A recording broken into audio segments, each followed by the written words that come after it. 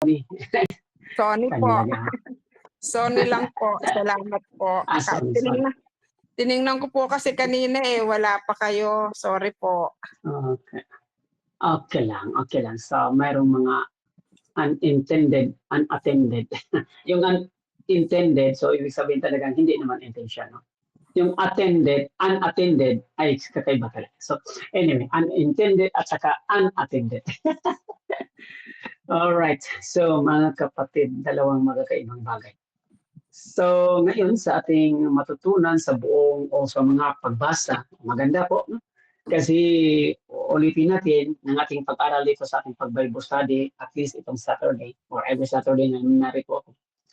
Yung titingnan natin uli, ay review natin na ang ating pag-aral sa ating first reading ay natural, ayon yan, lalo na ngayon, ayon sa propeta, sa sinasabing sitwasyon, environment ng isang propeta.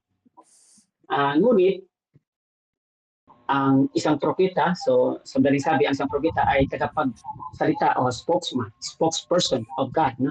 At kakaiba itong spokesperson of God. Kasi bakit po? Ang propeta ay tao lamang. Okay? Samantalang, ipalagay natin sa sinasabing paghambing sa spokesperson na kapwa natin, lalo ng congressman, lalo ng presidente, kapwa-tao pa rin yan. Okay? Dito po ay kakaiba. Spokesman, yung bilang propeta, tagapagsalita sa mga salita ng Diyos, ay tao ito.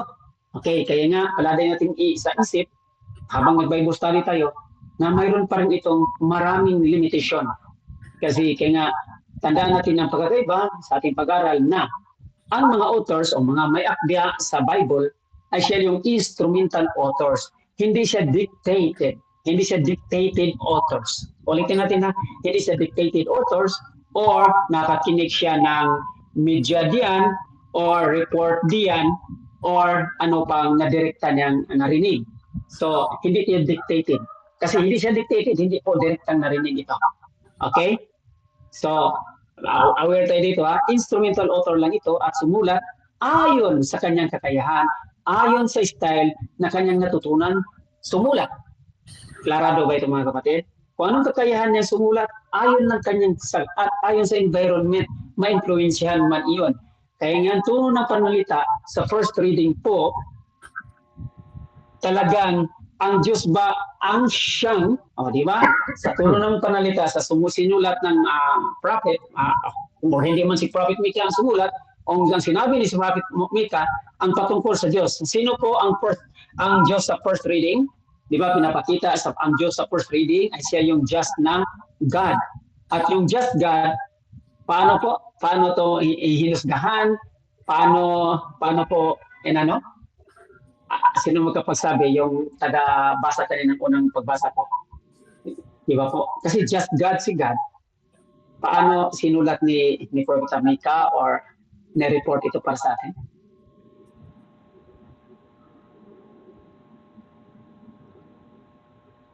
Sabi ko na kilabot ang mangyayari sa mga hindi natutulog. Yan. Imagine. Kasi imagine, nagkilabot yung nangyari sa hindi niya patulog. Kasi unang-una, di ba yung kasamaan talaga, no? Yung kasamaan, nag-contemplate na. Yung kasamaan, yung tawag doon, premeditation sa kasamaan, di ba? Yung unang talutod yan, di ba po? Di ba? Imagine, iniisip na niyang gumawa ng masama at hindi na niya tinutulugan yun. Nakita niyo ang unang linya agad? Amen po. O yung premeditation. Imagine yung intention talaga, very bad.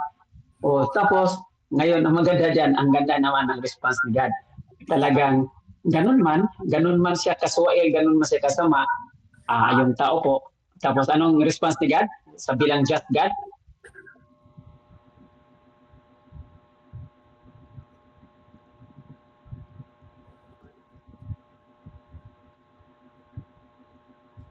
Nandyan, no? Agad sa first reading agad, binigay. At maagang bumabangon upang agad itong isagawa. Sandali magkaroon ng pagkakataon.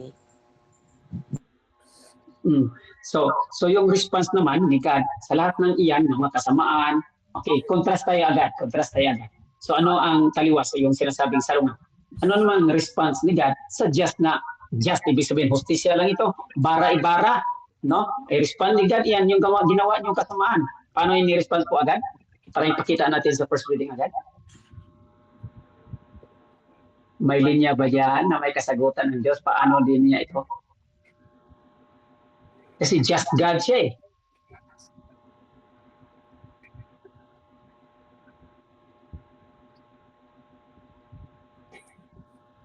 May clue ba? Sinong gustong tumulong?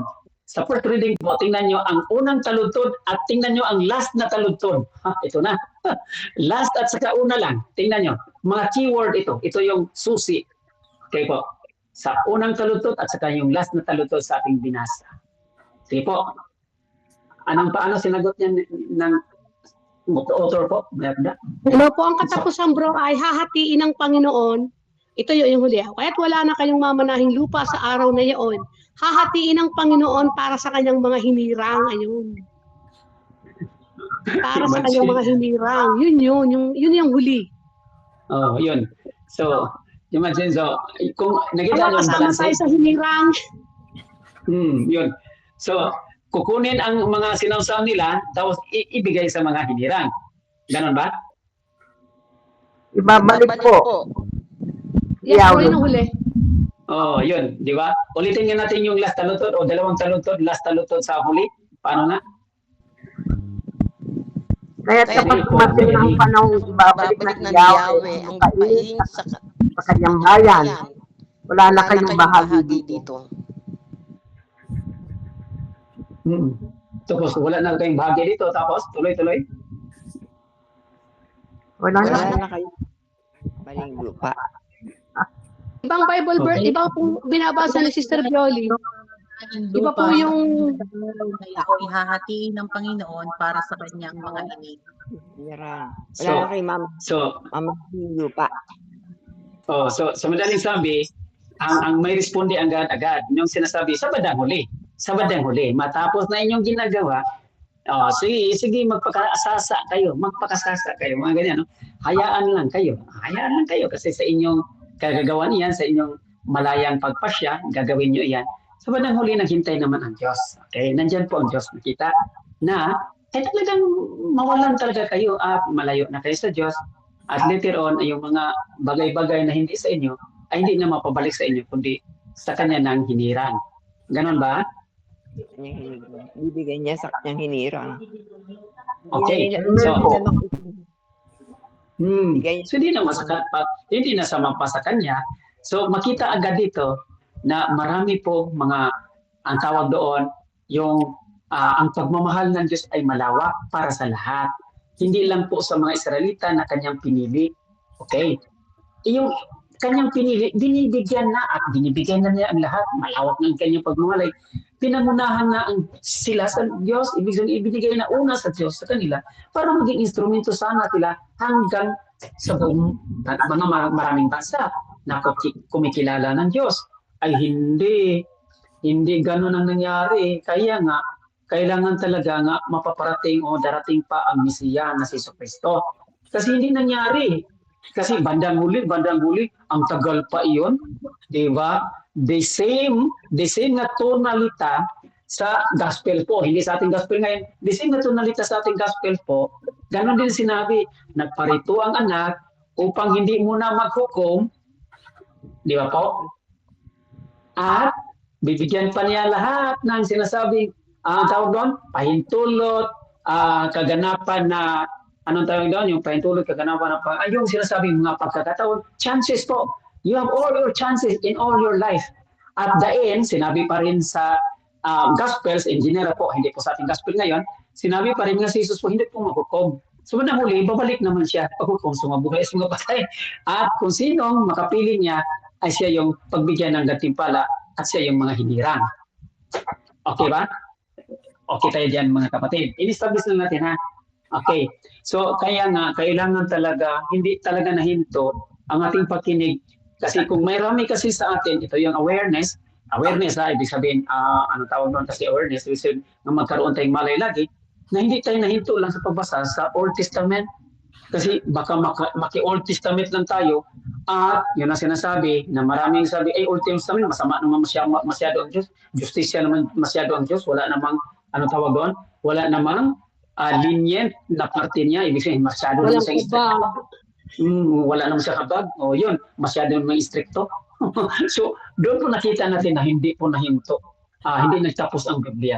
So, ingat tayo na dalhin natin agad kung ano ang response. Kaya nga ang ganda ng religious o liturgical reading sa Katoliko kasi tayo lang ang mayroon diyan. May arrangement talaga. May kadugtong lagi at hindi na ito sa Old Testament kundi may parihas iyang nasa New Testament. Yan ang liturgical readings. Di ba po? Magandang pag-arrange yan sa buong taon para sa atin. At kasi kung titingnan natin mga sekta denomination, ganun lang sila. Kung anong maisip, kung anong mang kailangan ng pastor nila at gawing tema at yun lang. Okay? At yun lang. So, yun ang malaking kaibahan. Sa atin, very arranged yan. Kahit hindi pa nagsalita ating pastor, tayo pong mga individual na tao, Kristiyano, Katoliko, ay pwede na magbasa at nakikita natin na ganun po ano ang pinag-isa at pinagsasama-sama ang order ng liturgical readings. Okay, so okay, yan ang unang parte na ipinapakita natin sa ating Bible study. Ngayon pupunta tayo sa gospel. Titingnan natin na kung magkasama-sama ba, magkasundo-sundo o nagkaayod ba. Okay, ang gospel po, di ba po, nandoon ang presensya ni Jesus. Okay, mayroon siyang, naalala niyo na yung nag-usap-usap ng mga Pariseo na papatayin siya. Di ba nandyan po ang elemento? Amen. Amen Okay. po, papatay siya. Bakit nga nag-usap-usap ito? Ito na. Bakit nga nag-usap-usap itong mga Pariseo na ipapatay siya? Anong dahilan?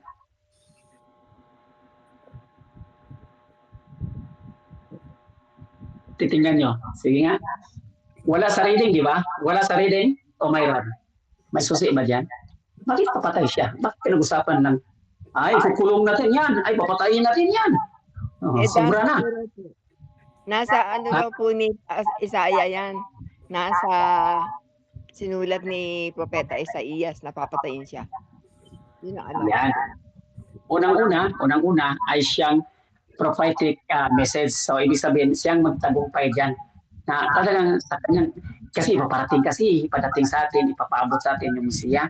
So, ibig kayo sabihin, talagang dyan po matutupad sa presensya ni Jesus. Papatayin siya. Okay. Yun ang kalayuan, sister, yung sinasabing, anong tawag doon? Yung remote prophetic message. May kalayuan yan. Dito sa malapit na ang tawag doon, malapit na reason. Naalala niyo kahapon, kasi makadugtong to kahapon eh. Naalala niyo kung anong dahilan bakit ipapatay siya? Mayroong reading kahapon eh, na nagkuklo dito. Anong dahilan bakit ipapatay siya? O pinag-usapan na papatay siya. Nandoon sa kahapon po. Giorno. Ma che c'è sta terzo piano?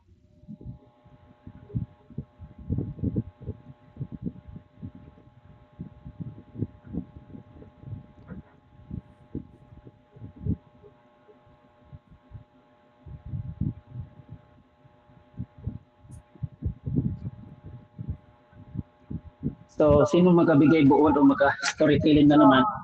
Yes. Ito, dahil po sa ang Panginoong Jesucristo ay nagpapakilala na siya ay pinadala ng Ama. At ang feeling ng mga Pariseo, ng mga saserdote ay siya ay nilalapastangan niya ang Diyos.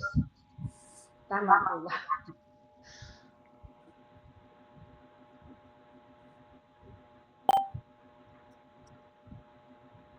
Brother Ike.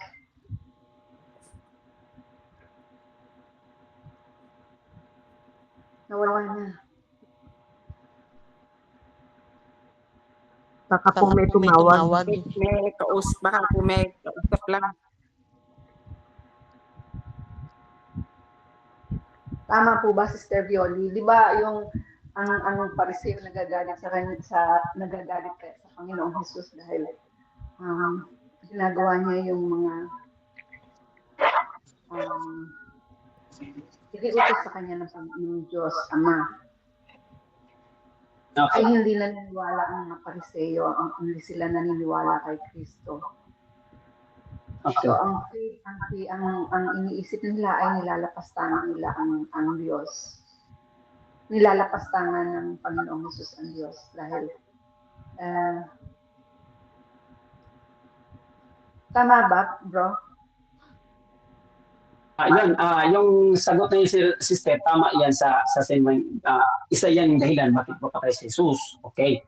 Pero sa pinag-usapan kahapon, kasi ito, tama yan, okay yan, si General na bago ipapatay si Jesus, finally, at mapako sa krus. Okay. Isa yan. Okay, kasi inangkin niya, siya yung anak-anak. Pero yung connection sa kahapon, ang connection sa kahapon, kasi ito kahapon, yung niya sarili niya, at yung tinuturing niya sarili niya na ang araw ng pamamahinga ay Lapastangan. Ako ng tao na Sa ilalim ng kapangyarihan ng anak ng tao. oh, matindi yan, sister. Pag nasa ilalim ng kapangyarihan ng anak ng tao, yun ang sinabi ko kahapon. Nga i-declare din ni Jesus na siya ang over and above the batas. Ibig sabihin, kapantay siya ng Ama sa langit. Ibig sabihin, kung ang Ama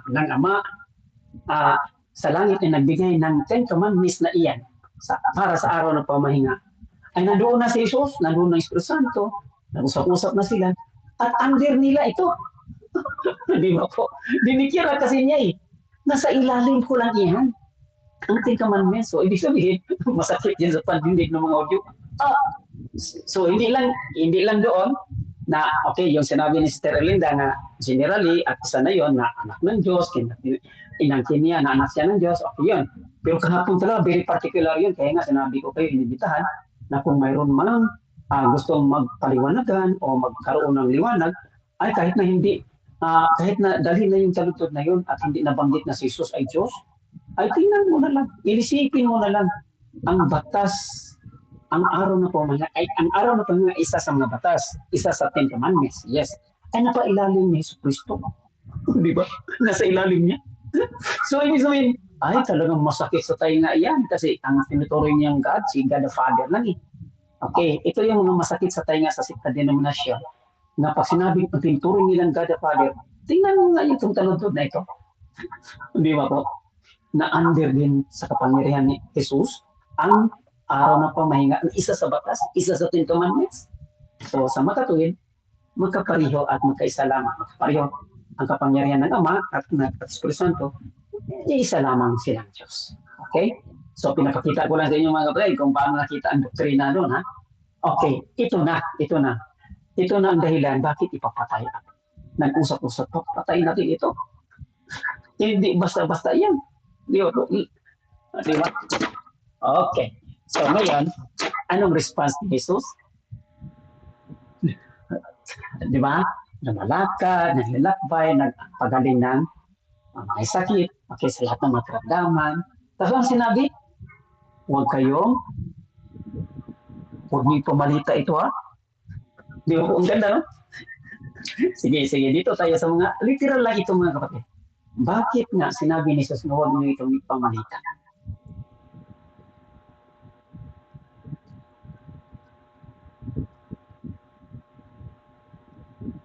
Di ba, klarado na mga kapatid? Bakit nga sinasabi ni Jesus na huwag niyo ipamalita ito? Ayon sa ating mga dinikyara, established na mga yung pag-aaral, Sige nga, para masundan niya ang ating pag-aaral. May reason talaga bakit niya isulat. Bakit ay ipamalita yun? Agad, sige, mapulok po agad. Ayon sa literal na binasa natin sa unang mga talutod or sa ating pinag-usapan. Nandyan lang po ang sagot. Ayaw ipamalita, kasi ako na lang. Ayaw ipamalita ni Jesus kasi mas lalo siyang Papapatay. Ipapapatay po. Okay. Mas lalo mapadali. Ipapahamak kamatayan. Hindi pa panahon eh. Di ba sabi ni Sir Linda, marami na deklarasyon, anak siya ng Diyos, nagpapagaling din may sakit. Ipamalita pa niyo, mas lalo tayo mapahamak dito. Mapabilis sa buhay natin dito. Klarado ba ito mga kapatid? Talaga. So, marami kasing nag-nyaw-nyaw, marami kasing mga nagsigaw-sigaw, mga nagsalita. Ano nangyari? Positibo naman. Gaya ni Jesus, no? Positibo naman ang sinasabi, just good naman. Pero sila pa rin ang sa kasalukuyan sa ating Pilipinas, sila pa rin ang bilang ko. Clara, doon kayo tumagawa. Bro. Oh, sige, sige. Dahil alam ng Panginoong Jesus na hindi pa iyon ang kanyang panahon, hindi pa yun ang takda, marami pa siyang gagawing misyon. Yes, Hindi pa okay. tapos ang misyon. Yan, dahil alam ng Diyos, alam ni Jesus na katagalan, matagal pa kasi marami siyang establish. Hindi sabihin, marami siyang ilatag. Hindi. Hindi pa so hindi pa na panahon. Alam ni Jesus yan. At direkta sa literal na ating binasa, ang kadahilanan, huwag niyo pamalita. Kasi mapadali tayo dito, mapabilis tayo dito. Kaya nga, kung ikukunin natin agad sa example sa nangyari sa ating Pilipinas, maraming nagsabi ng good, just, katotohanan. Ngunit, ano nangyari? Sila pa ang Nakulong. nakukulong. Sila pa ang nakulong. Oh, yan po. Yan ang pagkadirekta.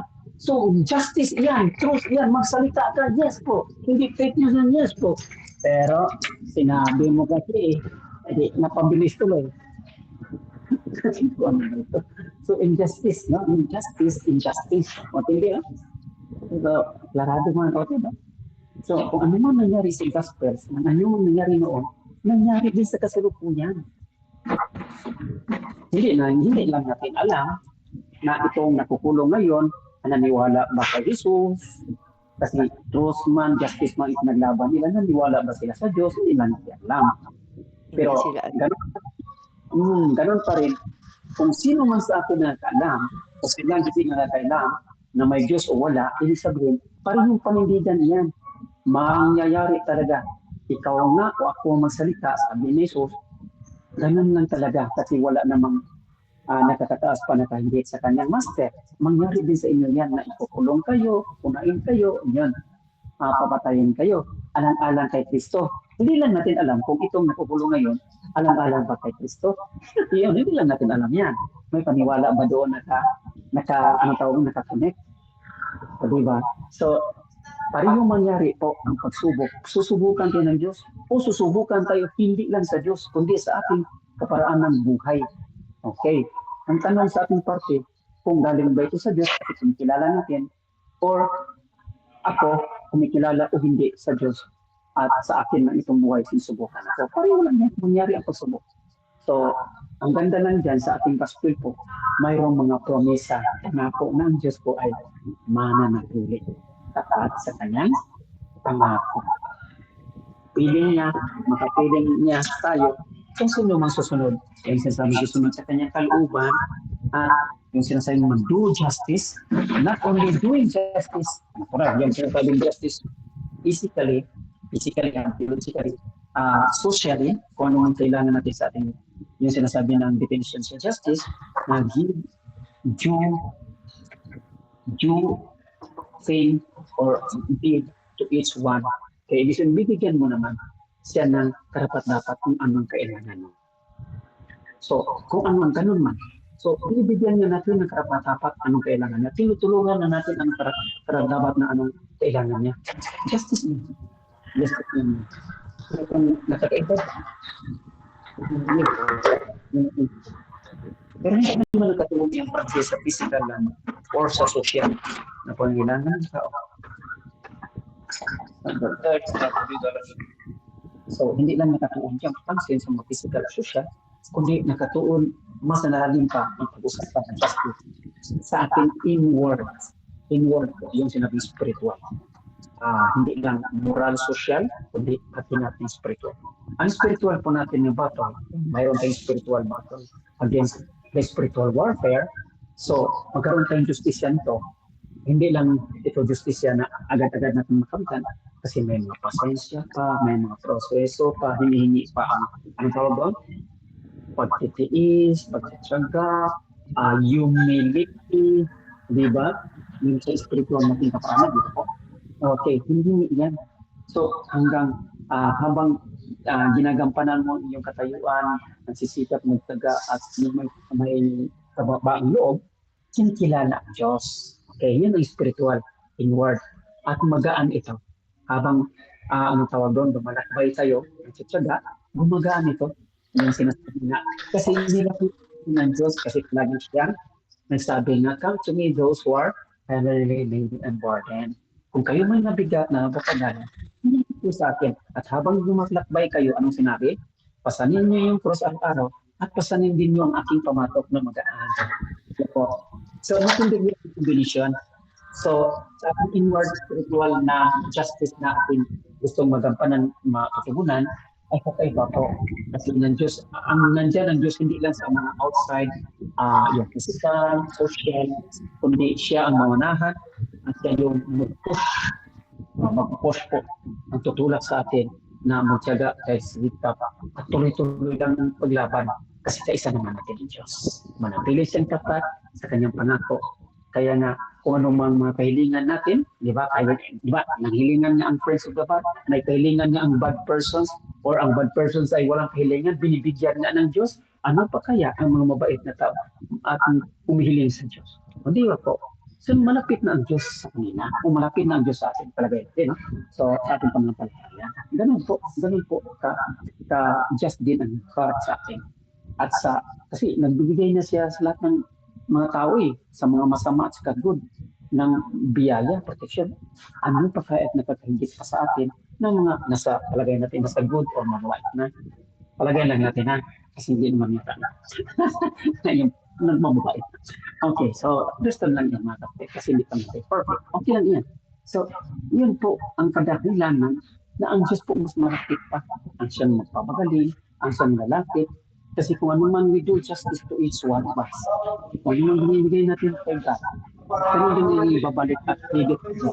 Kasi ang iniisip mo ay hindi lamang outward or social or physical, kundi para naman sa iyong spirito. Amen po pa. Nandiyan pa kayo. Justice fulfilled sa operasyon sa ang labas lamang, okay lang iyan. Justice fulfilled through the mercy of God in our inward sa ating kalooban at mapapalagay tayo. Hindi tayo makasama. Purihin ng Diyos mga kapatid. Salamat sa inyo. May mga follow-up kayong tanong? Amen po. Salamat po, Brother Ike. Mga kapatid, sige po, tanong po tayo kay Brother Ike.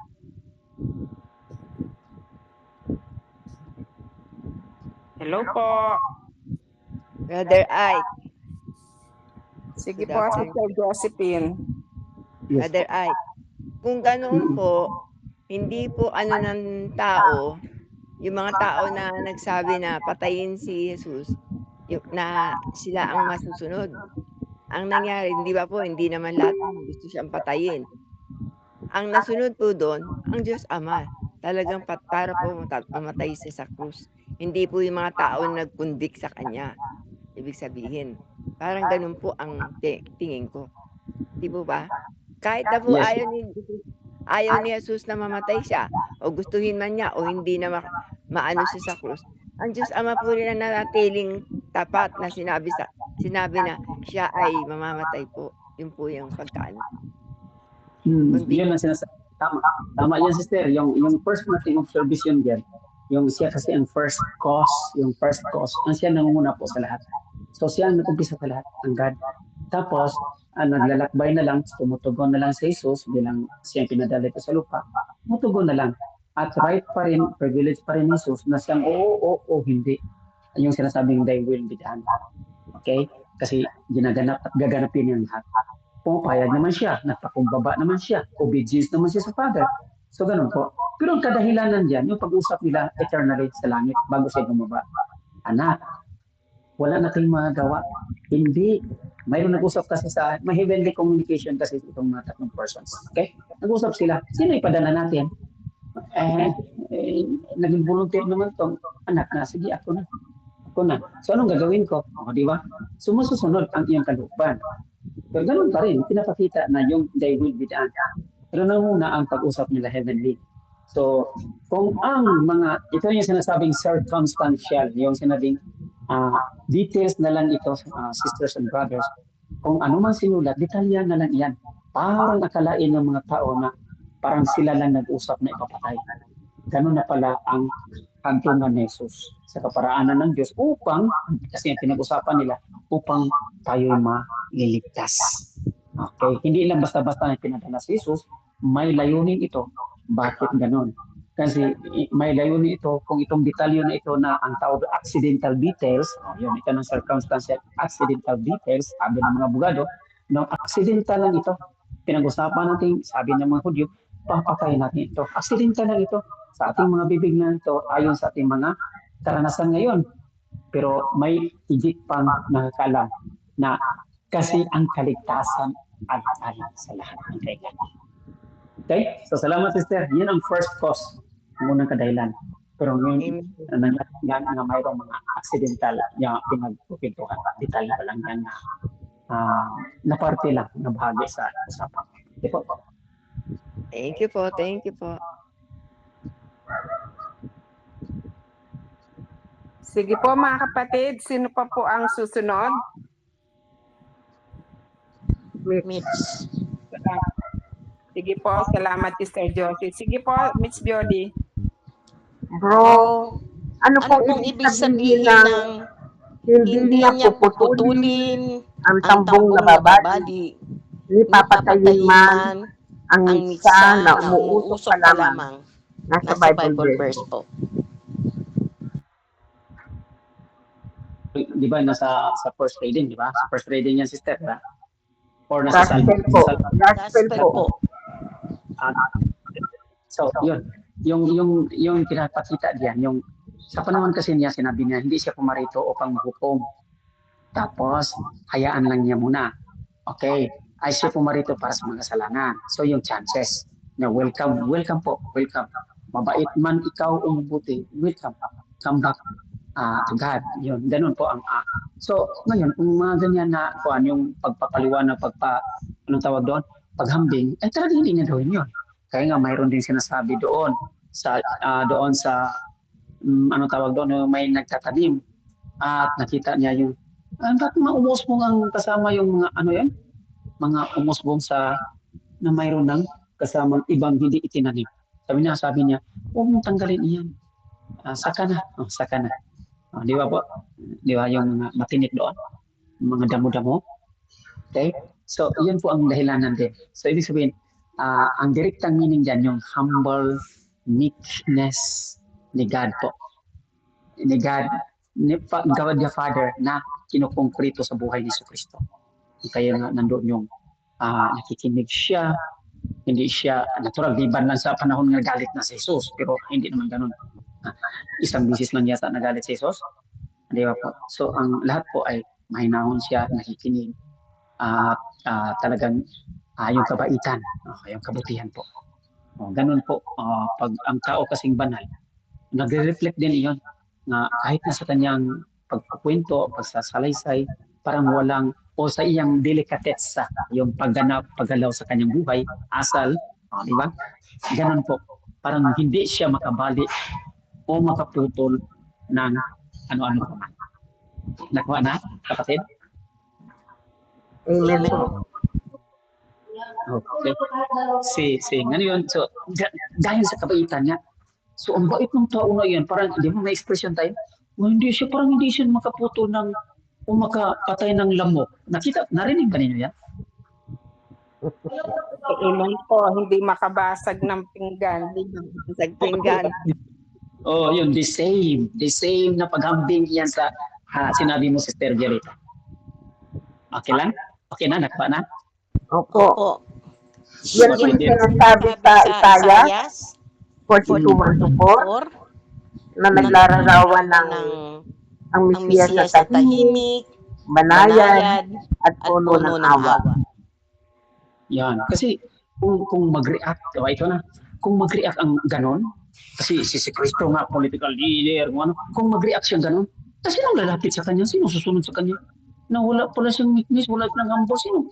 Imbitahan ka, tapos ganun pa man siya magalitin. Di ba po? So, kaya nga lahat ng mga characterization, yung humility, meekness, gentleness, nandyan yung kay God. God, hindi God the Father, Jesus Christ. Kasi siya po ang anong tawag, nangangatawan na sa Kanya. Ang katotohanan ng Diyos Ama ay nandiyan na sa Kanya. So, yan po ang mga paghambing na yung taludtod na yan. O, di ba? So, nagre-rate lang yan sa sinasabi. Ang bait-bait mo. Parang hindi ka makabasag ng pinggan. Parang hindi ka Tapos, yun po ang bait. Talagang ganda na makakasama ka may ala, sino pa nahugas ng pinggan yan? Hugas ng pinggan eh. Talaga. Sige po, salamat. Okay. Di ba masaya?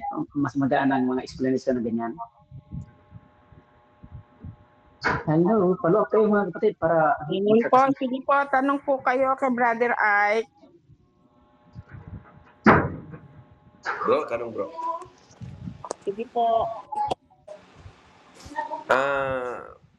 Paano kaya sasagutin bro na gaano kahalaga yung katuparan ng propesya sa pagpapatibay ng ating Kristiyanong pananampalataya? Salamat bro.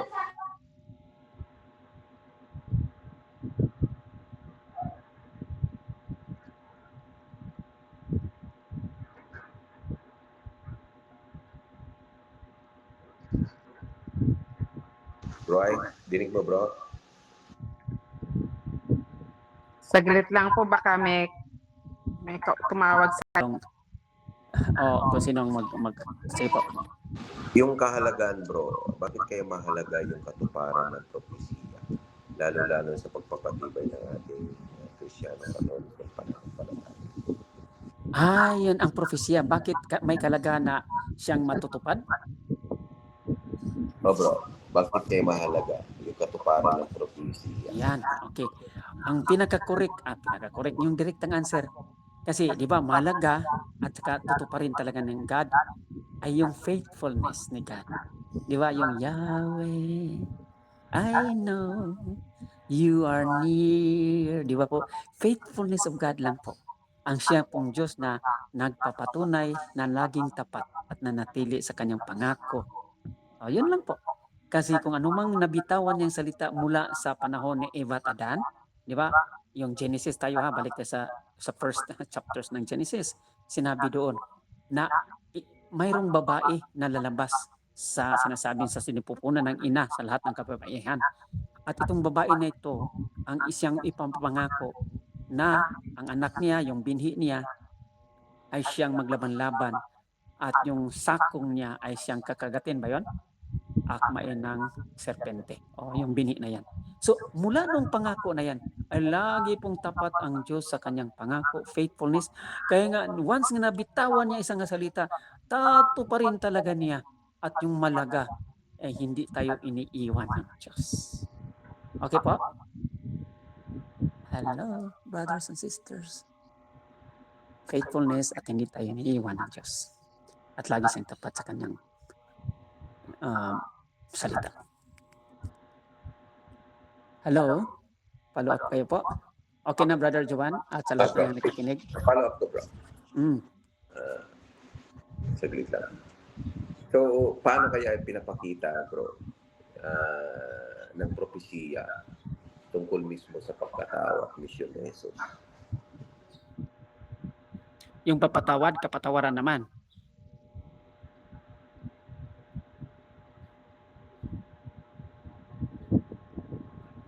Di ba yung kapatawaran?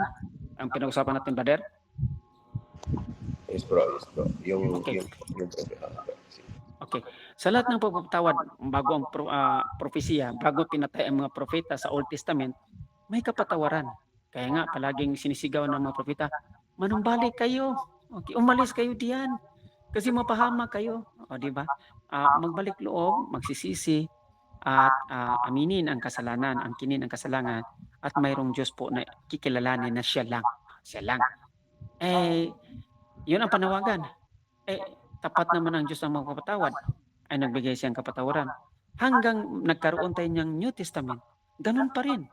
Inuulit pa rin iyan ni Saint John the Baptist. Di ba siya po nanguna ni Jesus at piniprepare na inihanda niya ang landas ni Jesus, no? Nilatag niya na bumalik kayo, magsisi kayo at nandoon po ang kapatawaran. Ay hindi lang nahinto diyan. So ay yung panawagan na magbalik loob. Ngayon nakilala na talaga, inintroduce na si Jesus na mismo ang nagsabi na lalo na sa mga apostolis niyang pinili, ang kapatawaran kailang beses? Sa isang araw?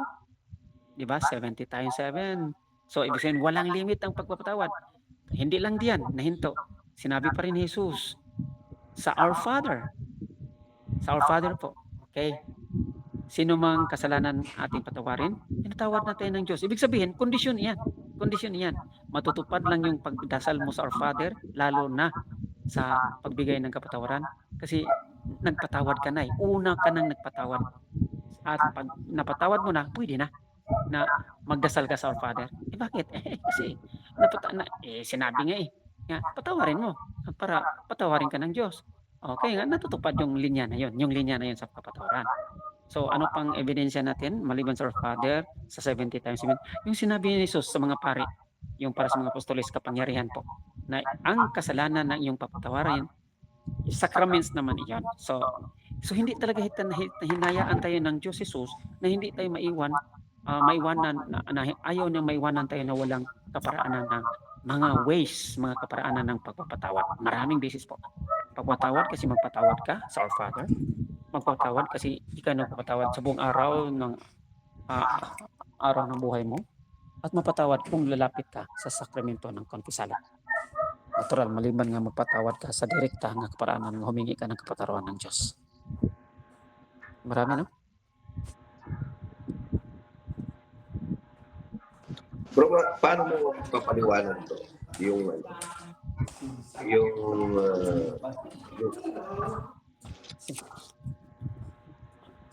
So okay na? So banggit ko ba ang mga means po, mga means ng kapatawaran na hindi tayo inalisan o hinayaan ng Diyos na mawala lamang sa kanyang paningin. Kaya nga ino-offer niyang lahat kaparaanan na paano pinapatawad ng Diyos sa buong buhay natin. Di ba? Sa sakramento, dahil sa may pari, dahil may direkta ka na hingi ng kapatawaran, dahil magsisisi ka at magpatawad ka sa iyong kapwa, ibig magbigayan ng kapatawaran, magdasal ng Our Father, dami, no? So, kung ikaw o ako ang mag-excuse pa na hindi ako pinatawad ng Diyos, medyo sakit yan. No? Ayan, ito na yung sakit. So, ano kaya itong naramdaman ng isang tao na ito na nagsabi siya na hindi siya pinatawad ng Diyos o hindi pa niya naintindihan na marami palang kaparaanan ang pagpapatawad ng Diyos o liban sa hindi niya naintindihan, talagang yung pagmamahal ng Diyos, may nangyaring daladala niya, mabigat, okay? Or sakit na iyan, yung depressed, na yung mga ganyan po. Okay, depressed, o ano pa. So, psychological sakit na talaga. So, maraming guidance yan. Kaya kailangan baby, hindi man babysitter, caregiver po. Kailangan caregiver o psychologist. Okay po. So, nakita nyo, ang dyan pa lang sa kaparaanan ng pagpatawad.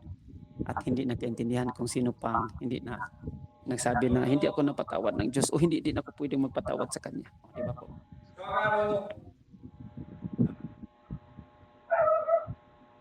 Kapatid, meron pa po. Isa pa po. Bro, ay, Sige po. Yes. bakit po kaya mahirap sa atin na maging tahimik at banayad kapag tayo ay tama at ang iba ay mali? Kasi katulad po yung Bible verse na sinasabi na Jesus is the way, the truth, and the life. Yung truth po. Minsan po talagang pinaglalaban natin yan. Pero ang ating Panginoon, dito po sa gospel natin, napaka-banayad po niya. Ano po masasabi niyo? Okay. So, yun.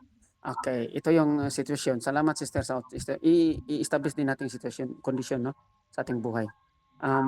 Yun na, kukunin ko uli ang reaction, yung reaction at hindi mag-react agad. So, Depende yata sa pagdala sa bawat isa po. Kasi may taong ma-react, may mga tao din na, teka muna, hintayin muna. Mag-timing. Baka isip lang niya iyang mali, baka salita lang niyang mali, o baka gawa na ng hindi niya alam, mga yan. So mayroong nagre-reserve. So individual na upbringing ito. So psychologically, okay. Individual upbringing ito. So kung ikaw ma-reactive o hindi ma-reactive, or mayroon din gano'n na saka ko na tingnan nga natin kung truth ba talaga, nagre-reserve lang. Okay? Yun na introverts at saka extroverts. Mayroong mga ganyan po. Psychological na mga reading ito. So, kung liban dyan, ay talagang hindi natututo. Yun, hindi natututong makinig. Okay, mayroon din dyan. Yung hindi natututong makinig at makinig lang muna. Huwag mag-react. At pakinggan muna kung ang sinasabi niya may katotohanan at alin doon ang katotohanan at yun lang ang ipaglaban. At doon tayo magkaintindihan. Pag hindi matutuo, tapos react agad, hindi nga natututong makinig. So kaya nga sabog-sabog ang mundo ngayon, hindi nagkaintindihan, naglabo-labo. Kasi kahit naklarado ang katotohanan, hindi naging clear, nagkalituhan na tuloy. Kasi maingay na ang lahat. Di ba? Arrangement lang din yan, kaayusan, na may makikinig. Nawa. Kasi katotohanan pa lang yung pinaglaban. Ba't nagka-react ka agad? Di ba? So, mayroong ganun po. Mga condition ito, circumstantial or psychological or upbringing talaga. At ganun po ang malawak ang pagkaintindihin natin po na ganun. Kung Sister Violeta ay nagkataon nga nauna na sa duyan, ay marami na siyang naintindihan, mas lalo siyang makikinig sa atin. Amen po ba, Sister? Amen po. So, Marami pong nagaganap ngayon sa politika. Nakikita na yung tama. Iba po. Nagkakagulo.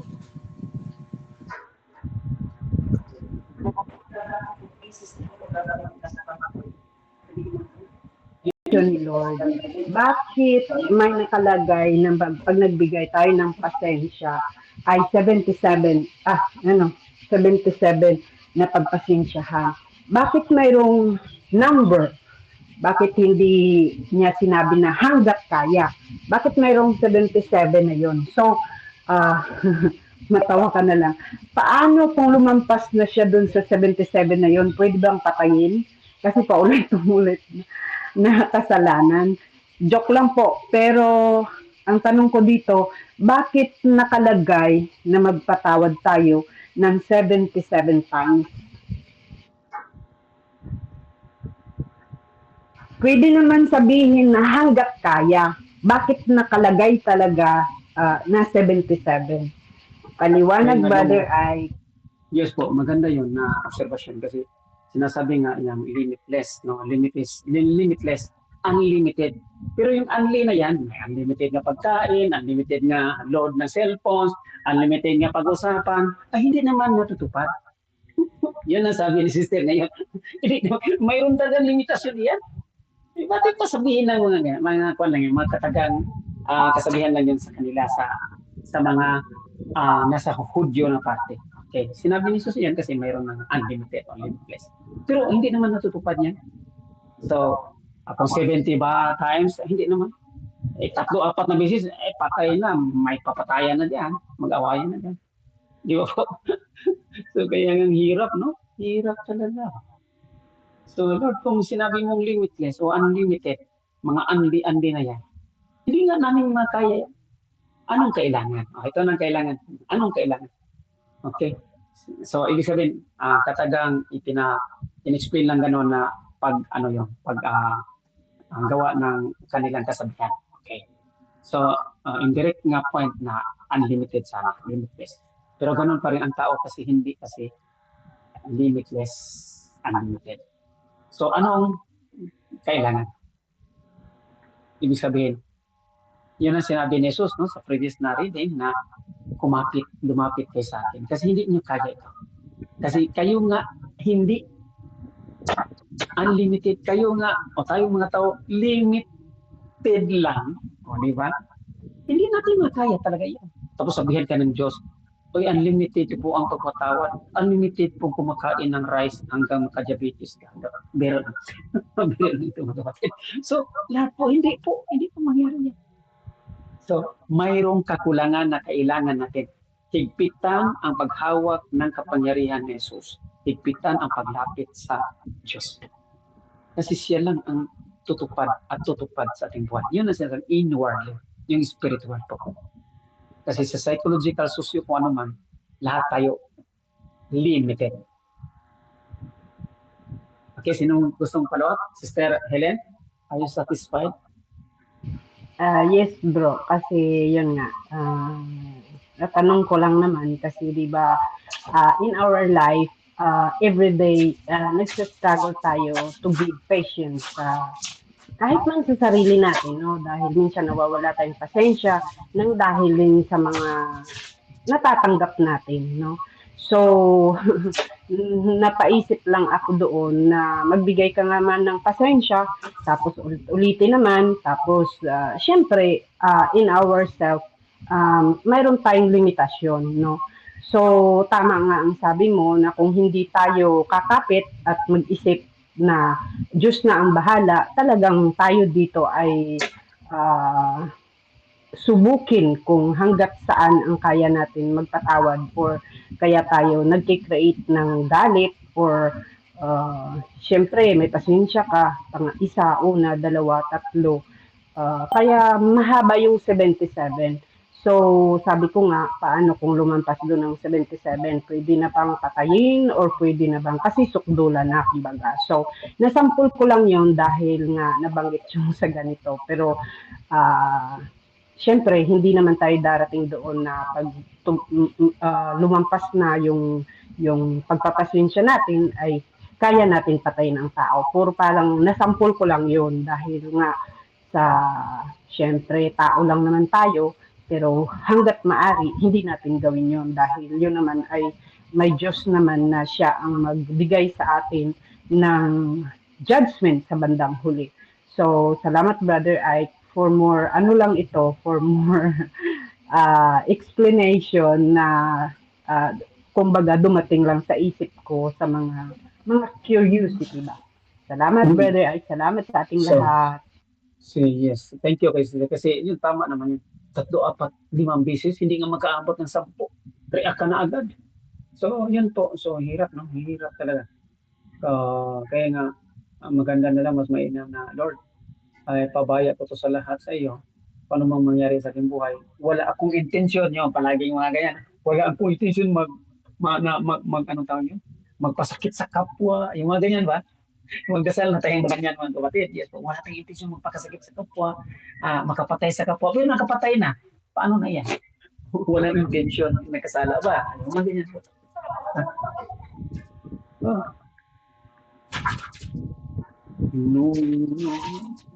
No, ang kura no. So, yun. So, higpit lang, hawak lang po. Ayaw ang sinasabi ni Jesus na lumapit kayo sa akin, kayo na pag-alala. At kung hindi pa naintindihan, bahala ng Diyos na magpaliwanag nito na at least pinaprotektahan din ito. Yes po. Pwede ko hindi ko lang po, curious lang po ako doon. Nadinig ko yung sinabi kanina na yung nangyari kay Jesus, bago pa bumaba si Jesus, yun na ang plano ng Diyos na siya ay mamamatay sa krus ng Kalbaryo para sa katubusan ng tao. Yes po. Yes, ang tanong ko po ay ganito, ang ibig sabihin po, yun pong mga taong nagkondena kay Jesus sa kapanahunan niya, yung pong mga taong yun ay kinreate para sa gawain yun, para sila po ang kinreate para magkondena kay Jesus, para matupad po ang kasulatan. Matindi yan, brother. Tama yung observation din yan. So, pareho lang yan sinasabi, brother, na talagang ginawa si Judas kasi para magkaroon Judas, para matupad ang kasulatan. Amen po ba, brother? Amen po. Kasi nga po, sabi ko, kung yun ay ibig sabihin, yung mga taong nagkondena kay Jesus, kinreate ko para matupad ang kasulatan. Yes, matindi yan. So, mayroon tayong, hindi naman natahimik yung simbahan, kinukot niya yung sinasabi na ni Jesus na ang masakit pero hindi pa rin 'yan, salita pa rin 'yan ni Jesus na mayroong paghambing lamang na exaggeration. Yung sa pati ni Judas, si Judas na gano'n at sinabi na mas mabuti pa sa kanya na hindi pinanganak. Yan mga ganyan, no? Kasi may exaggerated na explanation doon na talagang masakit yun at mahirap sa ikaw mismo ang natuka na ibig sabihin sa iyo pala na napapil iyan na maging Judas. So masakit yun at mahirap yun. So exaggerate. Kaya nga mayroong exemption doon yung sinasabing God lang nakakaalam kung ano yun. So kaya nga naalala natin mga kapatid na kinikreate ba, tama yan, kinikreate ba ni Jesus o kinikreate ba ng Diyos ang lahat na itong mga pangyayari detalyo na mayroon talagang masalita laban sa kanya at magpapatay kasi para maganap ito ang mga sinasabing accidental circumstantial ng mga detalyo. At mangyari iyan, yes po, pinaka-kuan lang doon, pinaka-consoling. Okay? Ito yung sinabi sa simbahan, ang pinaka-consoling. At the end, bago mamatay si Jesus sa cross, at sa lahat ng 7 palabras, tandaan natin sa lahat ng 7 palabras, ang yung nauna. Father. Nauna, Father, forgive them, for they do not know what they are doing. So, Ama, patawarin niyo siya. Kasi hindi nila alam ang kanilang ginagawa. O, di ba pinaka-consoling yun? Di ba po? Brother Matthew?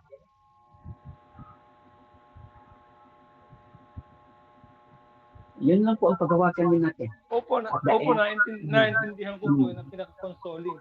Ang masakit po yung pangyayari na kung bakit ikaw yung isa sa nakatoka para para mag-condemn sa Diyos. Brother Ike, Brother Mateo. So, ibig sabihin ngayon, alam ni Lord yung mga nakatuka na magiging Judas sa ngayong panahon. Diyos ko po, wag naman tayo. Yan na nga, yun ang masakit yan, ha? Masakit yun. Sino nakatuka pala sa'yo, hindi ko alam. Hindi ko alam. Kasi nga po, Brother Wright, na naikukunik ko lang po ito, yung po, natatandaan ko po yung nangyari po doon po sa istorya ni Papa Wojtyla, yung pong bumaril kay Papa Wojtyla. Di ba? Ganun po ang nangyari. Siya po talaga yung nakatoka na nababaril sa Papa Wojtyla. Kaya siya po ay nagsisi at siya po dahil hindi niya gusto ang ginawa niya, pero nakatoka siya eh. Siya ang gagampan eh, siya ang gagawa. Matindi yan, ang testimony na yun. Na sinabi niya gano'n, tapos siya lang pinili, siya ang inutusan. Parang gano'n, no? Kaya nga sabi ko, masakit yun sa isang maging sa kapanahonan natin. Masakit yun kung isa sa atin, yung nakatoka na gumawa ng ganitong pagpandina sa ating Diyos. Di po ba? Masakit. Kaya nga, sinabi ko na agad na masakit talaga. So napapin man iyan sa atin o sa akin, okay, gano'n lang yan. Another nga consoling, hindi yung sinasabing patawarin tayo ng Diyos kasi hindi natin alam ginagawa natin. Ibig sabihin, nasa plano na ng Diyos eh. Hindi natin alam eh. Ang ating kinabukasan, ating hinarap, ating ginagalaw. Nag-usap-usap tayo ngayon, pero plano na pala sa Diyos yun. Ibig sabihin, ang Diyos nag-usap-usap sa langit, masabi lang yan, ay yung pinag-usapan nyo, tapos na yan. Pinaghanda ko na sa inyo yan. Mangyari talaga yan. O, di ba? Parang ganun lang yan. Di ba? Halimbawa, nag-usap-usap tayo. Mga Brother Ike. Oh, yes. Brother Ike, nakatuka nga siya, Brother Mateo. Di ba masakit yun dahil ikaw nga ang nakatuka. Pero at the end sa ginampanan niya, saan siya napunta? Di ba sa kamay pa rin ng Diyos? Brother Ike. Yan, hindi doon parte na yon sa parte ni Judas wala yung nag-silent lang, ibig sabihin naiwan ang hiwaga ng Diyos. Okay, yung pinaka final judgment na doon na natin malaman yung final judgment, yung general judgment na magbalik na si Jesus sa paghukom sa mga buhay sa mga patay, at doon na kung saan talaga si Judas nasa impyerno ba o sa langit, doon na natin malaman kasi kaparte bahagi pala yun sa plano ng Diyos. Yung mga ganyan. So, ganito na lang mga kapatid. Ang another arrangement man na sinabi, yung ibig paliwanag ng simbahan, sinabi, mayroon talaga mga special, particular na tawag para sa Diyos sa iyo. Yun ang sinabing nakatuka, nakapapil na sa iyo. Special yan, particular. At mayroon ding walang papel ang Diyos sa iyo, yung sa kaparaanan mo lang sinasabing ordinary chores ng buhay mo. Ibig sabihin, sa magitan ng iyong intervention sa iyong malayang pagpasya. Ngunit yung iba din na mayroong particular special na kaganapan, plano ang Diyos tawag sa kanila, nandun pa rin, na-apply pa rin yung sinasabing malayang pagpasya. Pero kakaiba. Kasi nandun na gusto ng Diyos na ganun sila Okay, kaya may propeta, may pari, may bishop. So ako na nag-ayos ng pari, hindi ng pari. So balik ako sa ordinary, kasama tayong ordinary chores in life. So namamagitan sa atin yung malayang pagpasya. So, alamin at kilalanin na lang natin ang presensya ng Diyos sa ating paglalakbay. Hingin na lang natin na Lord. Kung hindi man ito special, particular, na ako'y nakatuka sa oras na ito, mayroon naman ikaw na pinaglaanan sa ating buhay, yung ordinary church natin. Yung inabing ordinary na hakbang landasin natin na tayo'y mapapabuti sa harap ng Diyos. Okay, yan ang ordinary. So, yung extraordinary intervention ni God yan, nakatuka na yun sa iyo, special na kaparaan yan sa kanila. So, yun po ang pinaka-another na nandoon din. So, kung sa kanila yan, ay, bahala ng Diyos to. Kung sa atin ito, ordinary, ay ordinary. Okay, salamat Lord.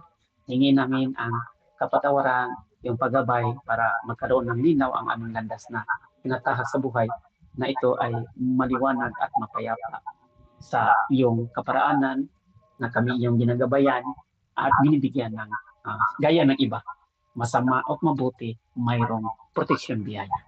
Inuulan o pinaulan natin ang biyaya ng grasya ng Diyos. Pantay-pantay para sa lahat. O di ba? Wala tayong special. O di ba? Kakaiba yung special treatment.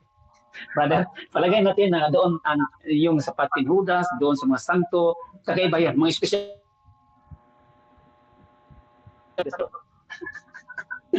Okay? Hello. Sino gusto magkaroon ng special treatment? Ginawa ko na yun noon, pero umatras ako.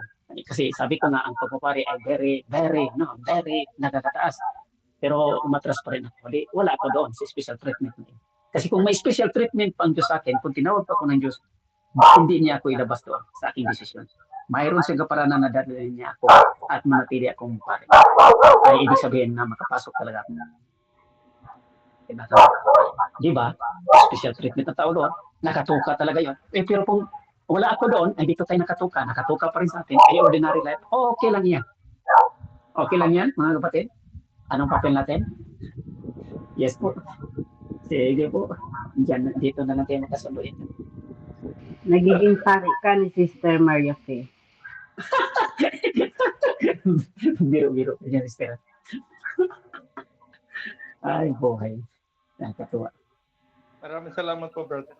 Thank you po.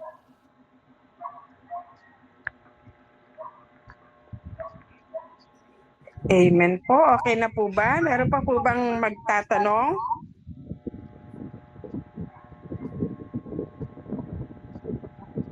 Meron pong nakataas ang